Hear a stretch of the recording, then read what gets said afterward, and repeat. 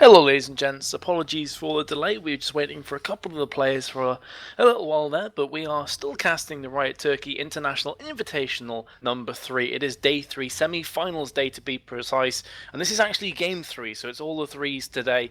I'm Metis, and I'm joined by Stress once again, dude. How's it going? It's going good. We're into our picks and bans already for this game 3, as you're saying. Ziggs and Lulu banned out, both mid lane bans already, and Renekton, so already fairly consistent bans out. Not exactly surprised to see nothing special here.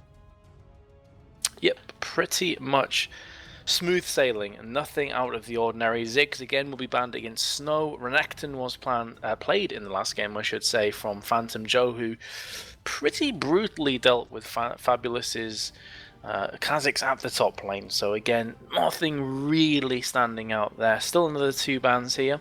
Not sure if we'll see something along the lines of a Lee Sin ban that has been played both of the games so far. Instead, it's going to actually be Ryze. Yeah, I'm a little bit. Well, I'm not surprised to see that. I'm wondering what the last ban is going to be here because we saw a departure of that middle lane over to playing Jace actually in the previous game. So will we see a support ban here or another mid lane, maybe even a jungler? I mean, there's a lot of options here, but whatever gets through is going to be pretty strong. Evelyn getting banned out, so they don't want Dark Passage playing Evelyn in this game. Just goes to show how much Tick, Trick and Duck value this champion, because iNightmare has played at both games so far. As I mentioned before, Crystal's played Lee Sin both games, so it'll be interesting to see if he goes for the third consecutive game. That being said, last time around the Dark Passage were first pick, they went with Jax and instantly locked that one in. I wouldn't expect to see that again, no stress, because it didn't exactly excel. No, it didn't work out for them quite as they would like. Kha'Zix is available here. We've also seen a lot of emphasis put on Lucian in the past couple of days as well. Caitlyn, another good option. There's actually plenty that can be picked up here. I have a feeling that Kha'Zix should be the first pickup for Dark Passage. I feel that since it's available, it really should. We are on live, so Elise has been nerfed. Okay, they're going to settle on Vi here for a jungler. Another very aggressive, gank-centric jungler, but not quite as early game dominant as Lee Sin, and typically Vi wants to get in the action when the Assault and Battery is up, but that's actually a champion that I've not seen as often recently. If you go back a few weeks, or even a couple of months, Vi was picked all the time, so I'm actually quite intrigued to see how Crystal's going to run that from the jungle. So Vi had a few small changes in the last couple of patches. All they did was take a little bit of damage off her and reduce the knockback on her ultimate. So she got adjusted a little bit. A couple of the other junglers around her got adjusted as well, and that's Wukong getting locked in for the first time today here in the jungle. It has been free all 3 games so far, but the 2 junglers have been Evelyn and Lee Sin, so now that Evelyn has been banned, they are going to be jumping across to Wukong instead alongside the Morgana, so if they can get the Soul Shackle Cyclone ultimates on top of one another, it's actually a very difficult, scary thing to play off against, so I would expect to see Dark Passage pick up a fairly mobile AD carry, because if they don't, they run the risk of getting completely decimated in team fights. Ooh, Yasuo being available here. Of course, the knockback from Vi will provide the ability for Yasuo to go in with that last breath. I wonder whether they'll play that top or in middle. We've seen a couple of different ways of playing it the past couple of days, and to be honest, just in general since release, he's been played in both top and mid. Seems to have a lot more success in the middle lane position though, so it'll be interesting to see whether Dark Passage do lock that in. There's a lot left open. Caitlyn available, Lucian available, Thresh available. All of these high priority bot lane champions still around available for Dark Passage to pick.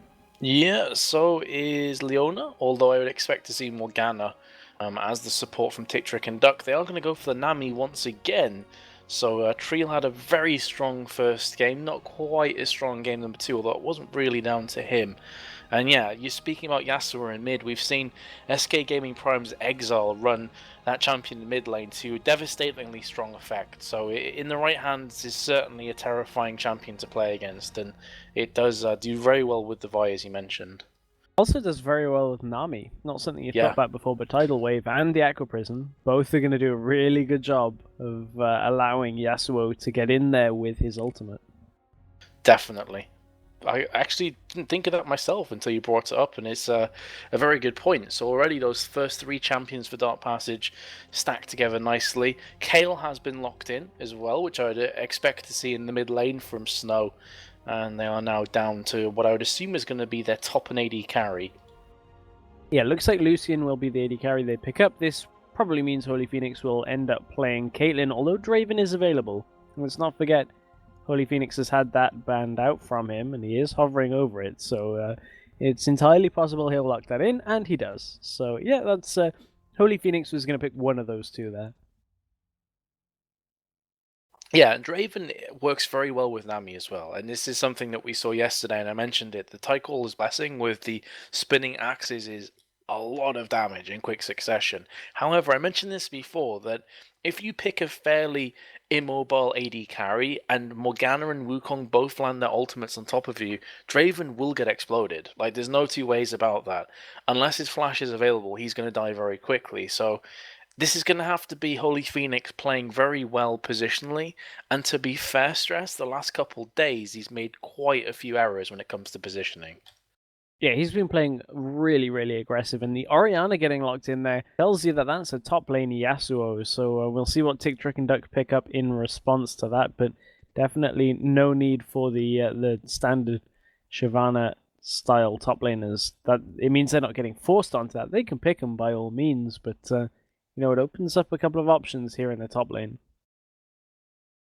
It certainly does. They are thinking about the Jax, so that would be Jax against, as you say, it's kind of a coin flip. What I would say is that Nori's the mid laner, and he does have that Yasuo, but really that's no great indication. Darius would be, for me, I'd love to see Darius, but I can't see it being locked in.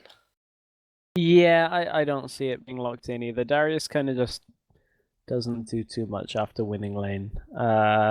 Yeah, okay. I thought they were going to change it then. So that is likely to be a top lane Gragas there. Interesting. Haven't seen tank Gragas in a little while. I have a feeling they'll swap again. Well, I don't know. They could run Kayle against Yasuo in the top lane. I mean, there's nothing to stop them doing that. Yeah, it's not completely unheard of to have a Kayle top, but as you say, I mean, more often than not, it is seen in mid lane.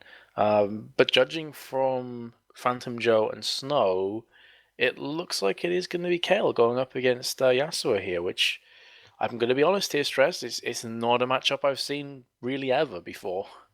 Well, I mean, Kayle, if she can get the intervention off, can kind of offset a lot of the damage that that Yasuo is going to do, but that's a pretty tricky little interaction there. As the whirlwind's coming towards you, you have to be very, very quick on the intervention, but it's kind of one of those matchups that, as you said, normally seen in the middle lane, and there is a big difference between fighting a matchup in the middle lane and in a long lane such as the top lane. So I wonder whether Yasuo will struggle a little bit in the top lane against somebody that typically, does not too badly against him in a short lane. Well, one of the good things, I guess, is that we can find that questions and those answers out very, very shortly because we're on tournament client, so we don't have to wait for that 3-minute delay. We're going to be jumping straight into this game and looking at both the compositions. Got a nice ball delivery system right now on the side of Dark Passage, but a lot of team fight potential on the side of Tick, Trick, and Duck. So very different compositions to game 1 and 2, where we saw these kind of comps that didn't really want to fight, they just wanted to siege down towers. And thinking about this Dark Passage composition even more, they actually have a really, really nice ball delivery system into Yasuo delivery system as well. Because, of course, Shockwave, that disruption there, is going to allow them to get in on that. So pretty much every one of their members has something that Yasuo can combo from, because Stand Aside will do it as well from Draven. Yep, definitely the case. Quite interested to see how Bonaparte's going to play as the Morgana, because has played 2 different supports so far, Sona in game 1, Karma in game 2. Karma was, I have to say, a much more convincing performance from him, so not quite as much. So now going into a very different kind of support with the Morgana, I'm not too sure how it's going to work. Because if, again, they can put these ultimates on top of one another, great things will happen. But Morgana is one of those supports that you have to land Dark Binding. Like, you just have to land that spell. Otherwise, she becomes not quite as useful. It's all about Black Shield after that. The other half of Morgana's game is during team fights, Soul Shackle is a preventative measure to make sure that nobody gets to your backline. Vi cannot be stopped, so it won't do too much against the Vi, and by that point, Yasuo can't be stopped if Vi gets the ult off with the shockwave, so Soul Shackle actually becomes somewhat less reliable than it normally is. Another thing to note about this top lane matchup is typically in the middle lane, Kayle gets blue buff very easily, because of course as a mid laner you get it donated over to you. However, in this game, Kayle can't really rely on the blue buff as much, and that's actually going to hurt her a fair amount when you take into account mana regeneration, the cooldown on Righteous Fury as well. So watch out for Kayle to be a little bit less effective in that lane against Yasuo. I do just wonder if that is therefore going to mean that iNightmare camps top again, because we saw this in the first game against Fabulous, and Fabulous is definitely one of those kind of players that often will push a bit too far ahead without ward coverage, and will find himself caught for that very reason. So I wouldn't be too surprised here to see Nightmare camping top lane and trying to make some plays again for Phantom Joe to live off. It seems like that's really what Tick, Trick, and Duck like to do in these situations, is get their top lane rolling and get themselves into the game. It worked fairly well in the last game, but really most of last game was mid and bottom lane getting a lot of work done with their tower pushing, so no aggressive early level 1 plays in this game. Naru actually forced to take shield for himself first so he didn't eat that barrel. Yep, which is it's going to not be quite as prevalent with the poke damage, but still, Orianna is one of those AP mids that does dish out quite a bit of auto attack damage because of her passive, which basically gives you additional damage dependent on how much ability power you have. So it's still going to have to poke quite a bit. Yeah, that Clockwork Wind-Up really does allow Orianna to, in the very early game, get control of the lane at levels 1 through 3, 1 through 4. As soon as Gragas has the second point in his barrel, that's where it starts becoming a little bit less effective for Orianna to be pushing out quite so hard. So that's how this Orianna-Gragas matchup will go out and has been played for the last 6 months, it seems like. Well, Phantom Joe is already brutalizing Yasuo quite a bit, pushing him back towards his own tower. Did hit 2 first, bot lane though, Lucian momentarily flashing up red, but he's going to be just fine. And these are the levels where Kayle is going to be able to bully out Yasuo a little bit, although getting hit by that Steel Tempest is not exactly what Phantom Joe wants to be doing right here. And that gank didn't quite work there for Crystal, did walk over a ward, so had that scouted out. Jeez though, Fabulous took so much damage from those creeps. I mean, he literally went down half of his hit points just from the creep aggro that he got. Bot lane again, Sunny is flashing up, but yeah, gank not quite paying off first time round. Here comes Crystal from the backside though. Can Phantom Joe survive long enough to get Wukong in close proximity? Is taking a lot of damage. Is going to be flashing away. First blood should be going down from the Ignite. Indeed it will. Flashes aplenty from Nightmare and also Fabulous. And Fabulous manages to keep himself alive. And Crystal there. I think all 4 players burned their flash in that engagement. Some of them were necessary, others weren't, so a little bit surprised on that one. As Phantom Joe was dying, Crystal flashed forward to try and get the kill there, but didn't actually pick it up, just got the assist. Yep, absolutely. As you say, all 4 flashes were used in that confrontation, so it's just a matter of whether the junglers want to go ahead and try their luck once again. Regardless though, first blood on Yasuo is really significant. This is the first time that Fabulous has actually had the upper hand in this best of 3. And you have to think that that first blood going onto him is going to go quite a long way, because he's got a Vamp Scepter that's going to give him the ability to sustain in lane. And of course, we've all seen how Yasuo can pick up kills in the middle game, in the mid-game team fights with that last breath. So it's just a case of snowballing from there with Yasuo, and he's evened up the lane, has that kill, has the advantage. So the closer he gets to 6 now, the more dangerous it is to Phantom Joe. And Tick, Trick, and Duck know this. They're going aggressive. Yeah, remember, no flash is available. Wind Wall has been popped down. There's the Whirlwind as well, courtesy of Steel Tempest. He is going to be taken down, though, from Wukong. Now turning it back around on Crystal, but they don't quite have enough damage with the Righteous Fury.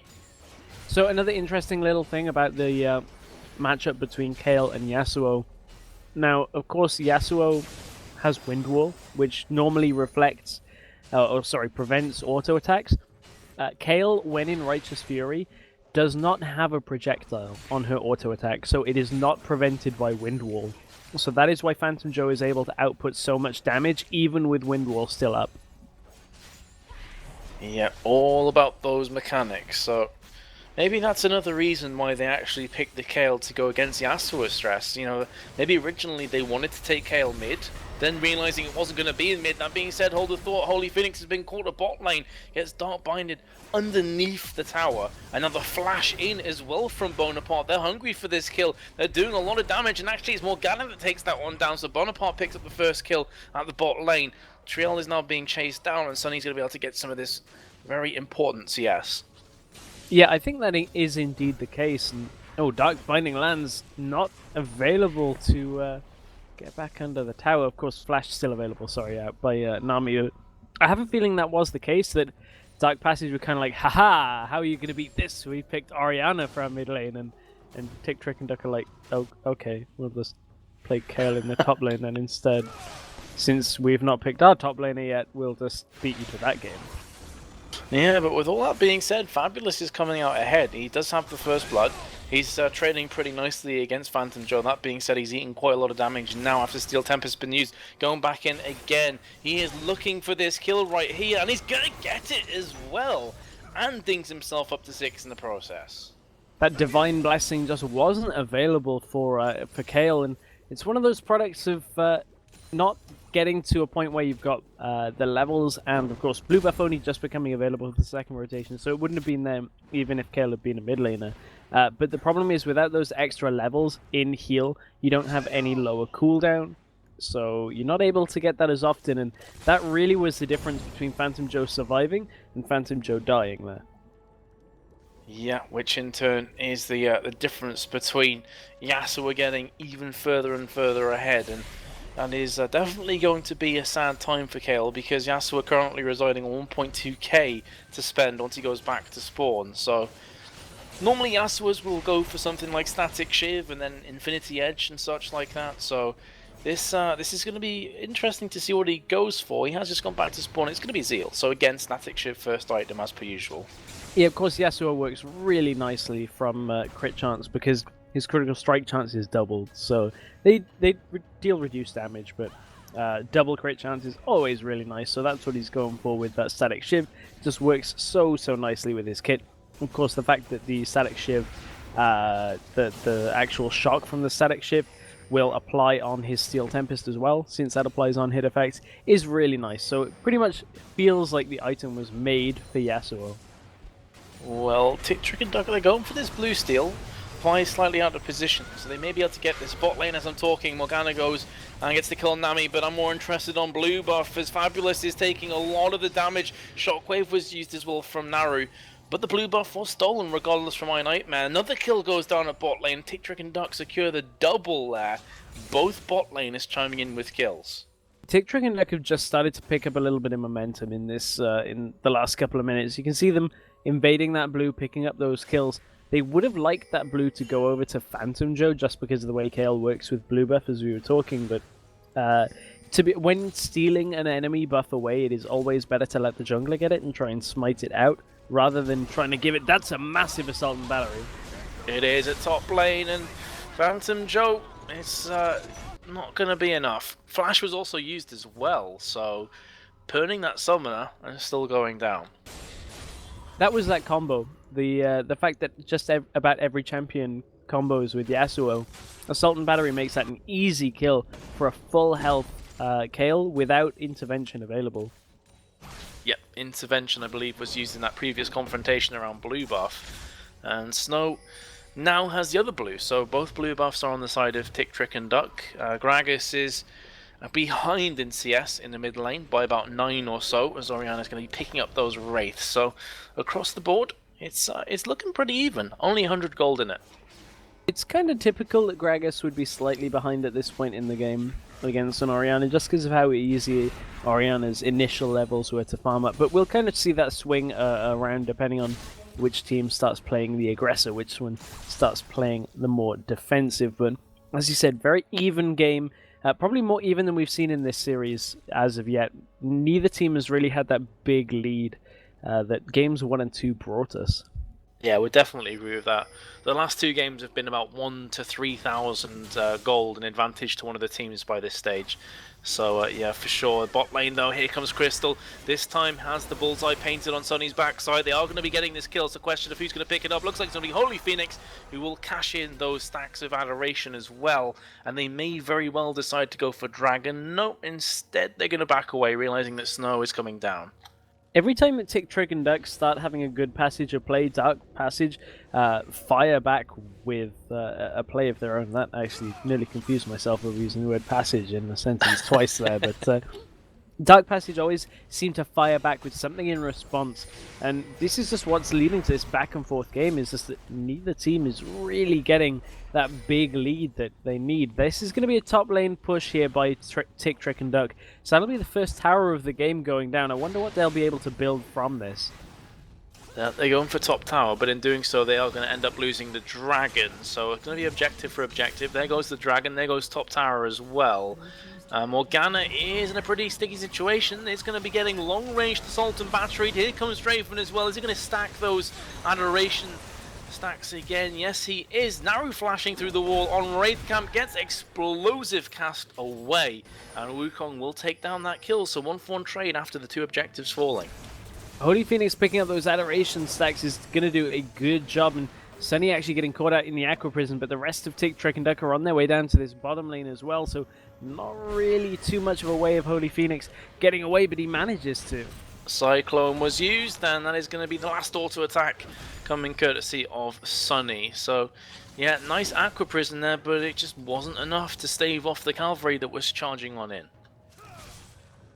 We were talking about the adoration stacks, and actually Holy Phoenix is going to go for this Infinity Edge build on onto Draven, which we saw him do yesterday, I believe, in a game where he was actually kind of... did he end 10-2? Something ridiculous like that? Yeah. He went like Infinity Edge Bloodthirster, I believe, were his first 2 items, and then afterwards it was like a Phantom Dance or a Static Shiv. He didn't go for Last Whisper because the team he was against wasn't building armor, so maybe that's kind of his thought process again here, as Wukong's gone for Spirit of the Old Lizard, as you'd expect, but Kayle isn't really going to go for armor, so he doesn't need to go for Last Whisper super quick.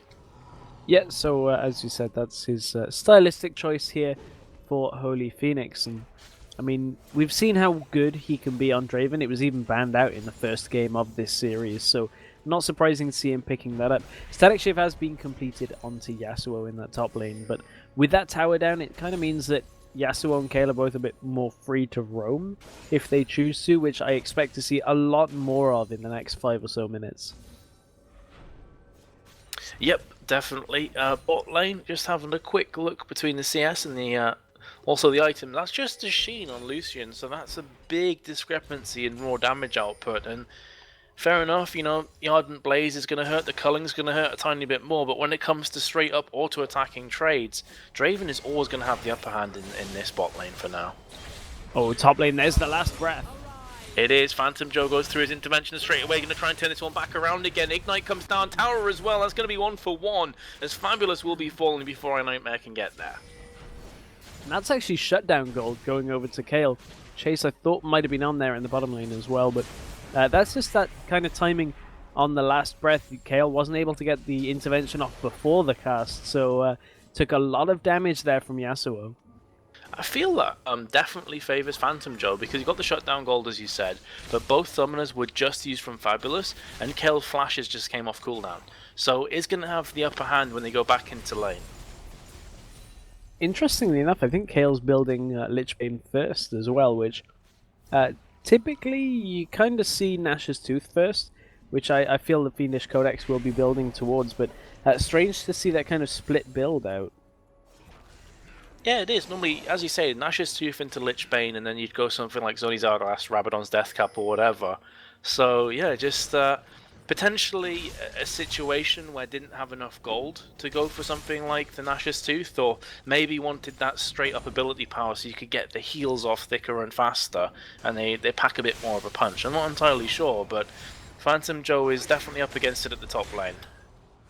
And if you remember back a couple of patches ago, this back to when Kayle was pretty much played all the time, she actually had those nerfs on the Reckoning, which the AP scaling was reduced. I think it was from 0.8 to 0.5, if I'm not mistaken. So there's actually now slightly more damage by building for that Nash's Tooth because of the fact that it synergizes so well with Righteous Fear. If I remember, that was slightly adjusted upwards in damage as well.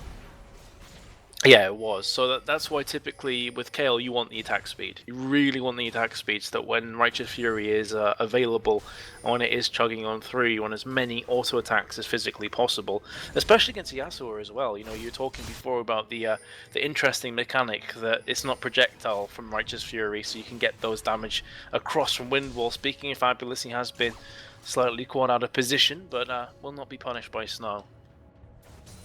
Yeah, they're not getting punished too much for being out of position in this bottom lane, but, you know, that's something we've seen from Holy Phoenix, and now both junglers are down in this bottom lane.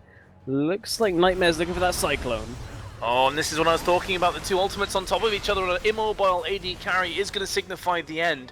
They pick up one, I'm not sure they've got enough damage for a second. Dark Binding has landed, however, on Trill. There is the culling with the Sheen, so it is going to do quite a bit of damage, and will force both Crystal and Trill to back on away for a few more seconds. That being said, Orianna is making some moves down to bot lane, and Gragas is in hot pursuit as well. Dark Binding comes out narrowly missing. They need to be careful. If the explosive cask lands, they can try and secure some more kills. This is a big push out here from Tick, Trick, and Duck, though. They've already got half of that tower health down, and now they're just waiting on the next wave of minions, and really there's nothing else going on the map to stop them from doing this. Naru's going to try and defend, and I don't think he's got the damage to really defend this out. You see his auto attack not even taking out that first creep, so this should be the tower going over to Tick, Trick, and Duck pretty easily here. Yeah, Dark Passage needs to be careful they don't wait around here for too long. Shockwave does come in, looking for some kills. It's a 1 versus 4, 2 versus 4 now. The Trial's coming back and make that a 3 versus 4. Holy Phoenix has managed to claw himself back into this one. Nightmare will be falling down. Adoration stacks have been collected again from Holy Phoenix. He moves on to 3 for 3. So he actually went for Bloodthirster as his first core item instead of the Infinity Edge. So I guess that pickaxe may very well be going to Last Whisper after all. Yeah, that's interesting. That feels like maybe he just picked that up for extra laning damage from early on. I didn't really see his gold at the time, but Dark Passage is starting to pick up some momentum. That's a dragon and a turret going down in favor of Dark Passage, and they're shoving onto what is going to be another tower going in favor of them as they hit this bottom lane. Oh, flash in there from Crystal, trying to get this kill on Snow, but needs to be careful. Sunny and Bonaparte are here. Fabulous trying his best, but he's going to have a soul shackles for his troubles. Are you going to get the proc off? Yes, you are. Bonaparte is looking for that kill, culling from the side as well. Sunny's chasing on in. Here comes Phantom Joe from the side. Tidal Wave comes on through as well, catches on one of those players, but Phantom Joe is going to play cleanup duty. That is a double kill right now for Kayle, and is in hot pursuit for that triple. However, it is an Orianna who will get the dissonance to slow down Phantom Joe. There was no tower in that bottom lane as well, so Fabulous is running all the way back to his inner tower. And that's Phantom Joe flashing up right there in the middle lane as Naru's landing a bit of damage with those command attacks. But Tick, Trick, and Duck pick up a couple of exit kills on that engage, but overall ended up losing 2 towers and a dragon, so coming out a little bit behind on that one. Ooh, Phantom needs to be careful. You don't want to goad this Orianna because as Shockwave available again, actually flashing away there from Nightmare, who did go pretty deep on the tower. And they're able to put down fairly big chunks of damage on this tower, but it's not going to fall just yet as the creep wave has just dissipated. Let's take a quick look at some of the itemization here as we are into one of those little slower periods of the game now that the teams have stopped throwing everything at each other.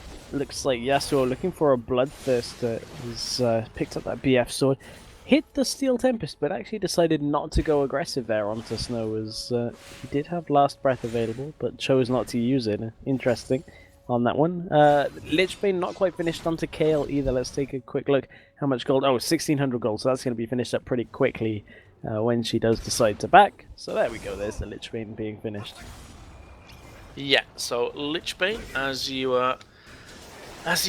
kind of predicted, I gotta say, you called this one, and bot lane, oh Jesus, I only got a chance to catch the very end of that. Holy Phoenix is just chugging on through with the Tidecaller's blessing courtesy of Triel, and that's gonna be Lucian falling down, and now they are pinging onto that bottom tower, so Dark Passage are looking for blood here. Morgana fires out the Dark Binding, does catch on Crystal, but it's just Morgana right now, and Gragas is making some moves to bot lane, but still, the damage is being done across the board. Orianna picks up the top tower, and it's going to find a very angry Phantom Joe in the process. Dissonance comes through, trying to speed that one up. Meanwhile, at bot lane, Morgana has been taken down. Make that a double kill now for Dark Passage, as that has completely opened up the mid lane.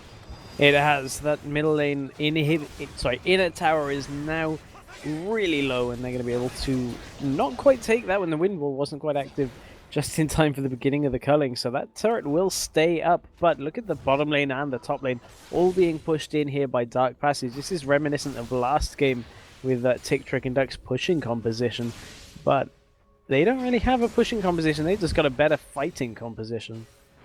Draven is 2 levels above Sunny and is forcing him away under his own tower. That's how aggressive Holy Phoenix is playing Draven right now. And that's really where Draven excels, when he's able to bully from situations like this. Because if your mechanical play is good enough to catch all those axes, you will get rewarded with additional damage. Holy Phoenix, though, has spotted himself Morgana and Wukong, and therefore he is going to turn tail and run. No need to die there for absolutely no reason at all. Phantom Joe is getting closer and closer to finishing that Nash's Tooth, which, as we said, typically you see that picked up a little bit earlier on just because the changes around to Kale, and I believe there are even more Lich Bane changes on the way. It can be a little bit difficult to keep on top of what changes are out, what are on PBE, and what are in plan, because sometimes you see changes a little bit early, so 4.4 is the current patch that we are on here, on the Tournament Realms, so I know there are problems with EU West right now, guys, but of course we are on Tournament Realms, so thankfully everything's okay with this server. We did have a scare a bit earlier on. It just turned out to be a very strange bug that neither of us had encountered before. But unfortunately, EU West has bit the dust once again. So, if you're unable to play and you're watching this, welcome. And hopefully this third game in this best of 3 will prove to be very exciting for you. Bot lane, Bonaparte has caught himself a couple of players, but this is going to turn around horribly for TTD. As there's Crystal with the Assault Battery, Whirling Death, not quite living up to its name, although got Morgana very, very low, and they will be backing on regardless. So even though they didn't pick up kills, they're more than likely going to take this tower. Yeah, I had a feeling that 2 towers were actually going to fall in favor of Dark Passage there, but they haven't really been able to get themselves in front of either of them quite yet, but they go aggressive again. They do have the numbers advantage should they need it, but that is the first turret falling for them. Mid lane is very low, but Naru's being caught out. He has, but he still has his shockwave available. It has just been used, and there's the last breath as well, and it will secure the kill. So that is the coordination that we mentioned in the Champions Select there, that there's a very good team in synergy with Fabulous, and they will be picking that one up. Dragon respawns in 25 seconds. They're already taking away that blue buff as well, just beforehand. Yeah, it turns out if every member of your team has a way of allowing Fabulous in with Last Breath pretty easily, he gets to a point where he's 6-2.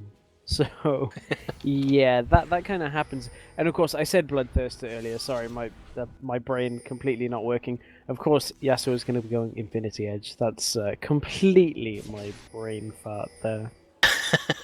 Brain farts are OP. No problems though, dude. It is getting quite late, actually. I guess not for UK time though. Can we go with it's getting quite late? It's getting that late. Way I've got an excuse. It is. You got up early this morning, so it feels a lot later than it actually is. Fabulous has been caught though. Not that it's going to do a great deal, as the shields come in thick and fast, and the heals as well. Dark Passage actually popping the Talisman of Ascension, trying to catch up to Nightmare, who's all by his lonesome. Snow is coming around from the side in some form of protection. Tidal Wave was used alongside the Explosive Cask. No one's fallen, but another objective going in the hands of Dark Passage. I'm worried at how you know what time I woke up this morning. Because I stalk you. Oh, okay. I thought that might be the case, but you're not doing a very good job because I did wake up at midday, so it wasn't that early. Well, I guess for a gamer that's still pretty early, I know, though. there was light outside, so you know, that pesky sunlight. Well, Man, what's that ever done for anybody apart from wake you up?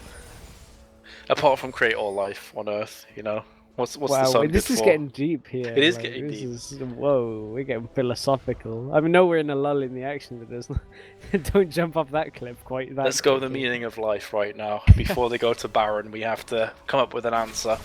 But yeah, both these teams seem to have this moment in them as well, though. I've noticed this from the previous two games, that it's all hell breaks loose for the first 25-30 minutes. And then when Baron becomes a very real objective, both teams let up on the gas.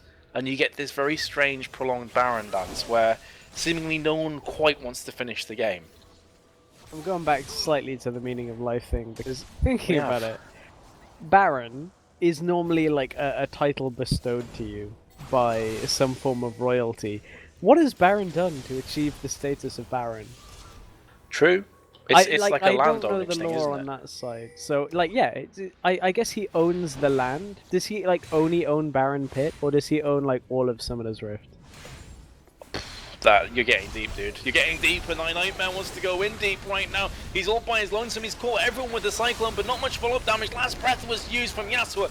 Beautiful, beautiful plays. Double kill from Draven on the backside. Now he picks up the third. And I absolutely love that play from Yasuo, although that's going to be triple kill actually for Draven, as I'm speaking on Gragas. But they just crushed them down with Yasuo. It's like Wukong went in by himself, then Yasuo just played cleanup. Yeah, and that was just really, really well worked there. Nightmare went in and actually, did he even survive that, or is it the fact that he died first in his backup? I didn't quite see whether that was Nightmare going down as well, but Nightmare going aggressive, and it's actually going to end up costing the team. I think that they kind of had to do it. They had to try and take that engage out in the center of the map, but it's going to result in Dark Passage taking down Baron, and now they're against a very strong Dark Passage. You can look at a 7-4 Draven and a 6-2 Yasuo. So I think the problem there is, just to answer your question, Wukong did go in first and died first, because he went in Cyclone, hit everybody up in the air, and then instantly afterwards Assault and Battery into Last Breath happened on everybody else in Tick, Trick and Duck. So it's almost like Wukong did his job and then nobody followed up on it, and he just died instantly. And from there it was pretty clear sailing for a Dark Passage, who, as you mentioned, pick up the Baron, find themselves about 10.3k ahead right now of their counterparts, and this is very reminiscent of Game 2 actually. I wonder if they're going to delay it as long as they did in Game number 2. I kind of thought that Nightmare did end up falling in that, but it was just such a quick death timer that I actually, it just kind of took me by surprise. But Phoenix gets caught out by surprise, or does he? Because surprise, Nightmare, that's Assault and Battery.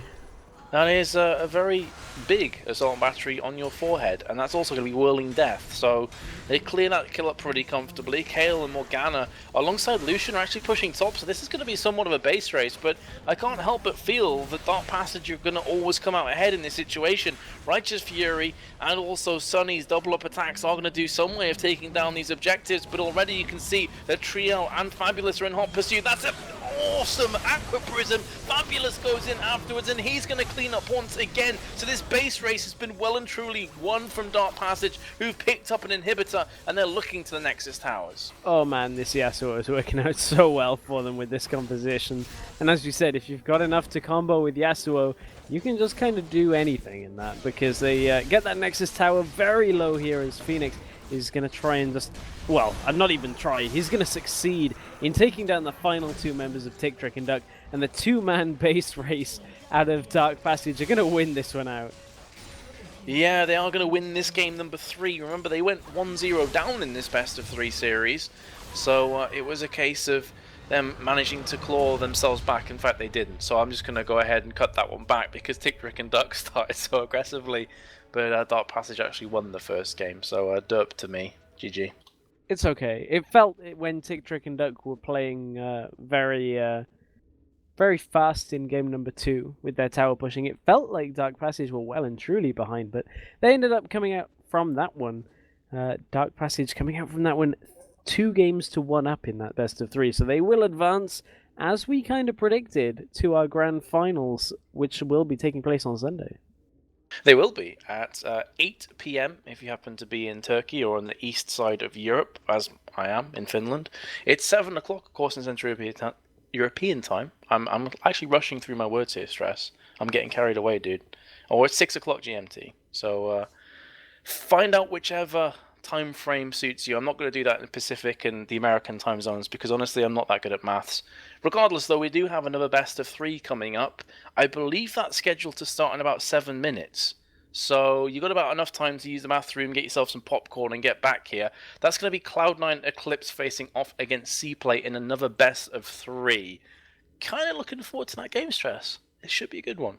Always fun to watch Cloud9, and it'll be good to see the progression that C-Play have made as well. It's going to be interesting. They're in our semi-finals. That's coming up in just a couple of minutes here on Chaos TV. So stick with us for the second semi-final for the Riot Turkey International Invitational number 3.